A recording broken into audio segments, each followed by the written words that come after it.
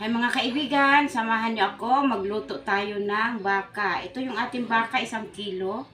Ayan o. Tenderloin yung bilhin natin para hindi tayo mahirapan magpalambot. So ilaga na natin ito. Pwede naman siyang iba, diretso lang nila ilaga sa kaldero o painit sila ng tubig. Ito akin, igisa natin sa bawang at sibuyas para maamoy natin yung bango ng ating bawang at sibuyas. Maglagay tayo ng konting mantika. Kunti lang ilalagay natin dito sa ating kawali. Ibuhos ang sibuyas.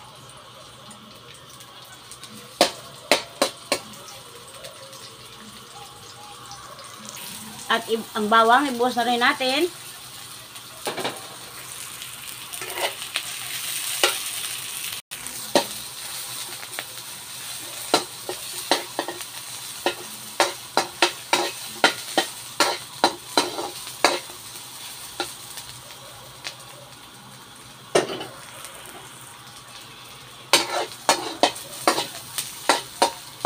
So, eto, mabango na yung ating bawang at sibuyas. Isunod na natin magbuhos ang ating baka.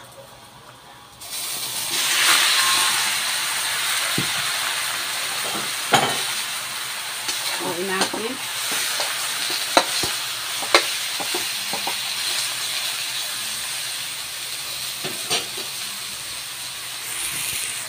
Takpan muna natin ito mga kaibigan. Hayaan muna natin ito mabas yung kanyang tubig. So, ayan na mga kaibigan, lumagawas na yung kanyang tubig, yung kanyang katas. Ilipat na natin dito sa ating kasirola.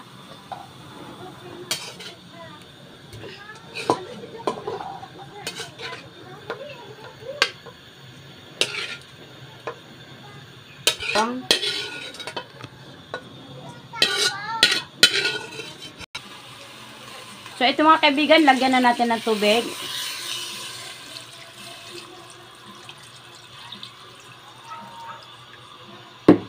Yan, pakuluan natin ito hanggang sa lumambot yung ating baka. So, ito mga kaibigan, lagyan na natin ng beef cubes.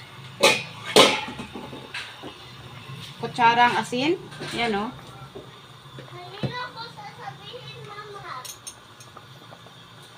Maglagay na tayo rin, magdagdag na rin tayo ng paminta, crack. Takpan natin. Okay. Mga kaibigan, ibuhos na natin yung ating mais.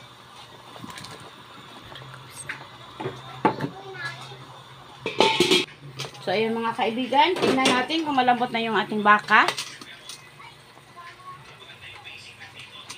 Medyo matigas pa mga kaibigan. Ilagay lang natin yung ating patatas. Ano?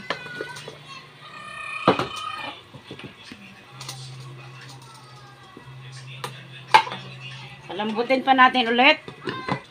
Ayan mga kaibigan, buksan natin ulit.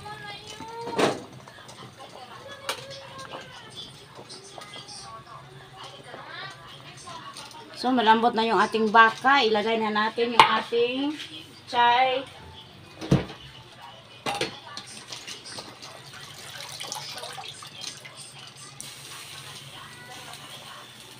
Pichay at saka bagyo beans.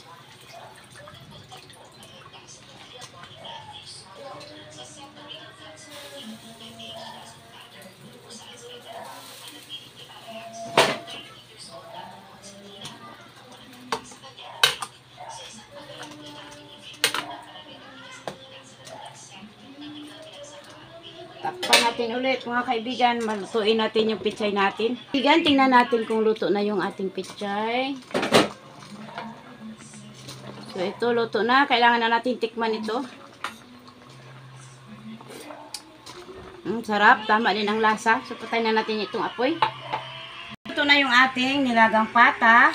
Ayan o. Baka, sorry mga kaibigan. Nilagang baka. Gutom na kasi ako mga kaibigan. Sarap na higop nitong sabaw. So, kumuha muna tayo ng sabaw. Ilagay tayo dito sa ating bowl. Para makahigop tayo. Mainitan talaga yung... Sarap higop ng sabaw mga kaibigan.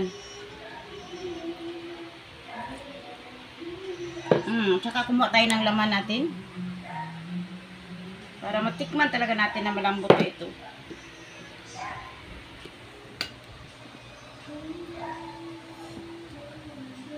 Init?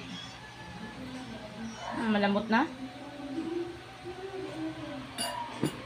So mga kaibigan, tapos na tayo sa ating nilagang pata. At nilagang baka, sorry mga kaibigan, nais ko magpasalamat sa lahat. Naka 5,000 followers na po tayo. Thank you so much sa inyong lahat sa nag-follow sa aking at sa inyong suporta. Maraming salamat. Thank you. Susunod pa nating recipe. Bye-bye.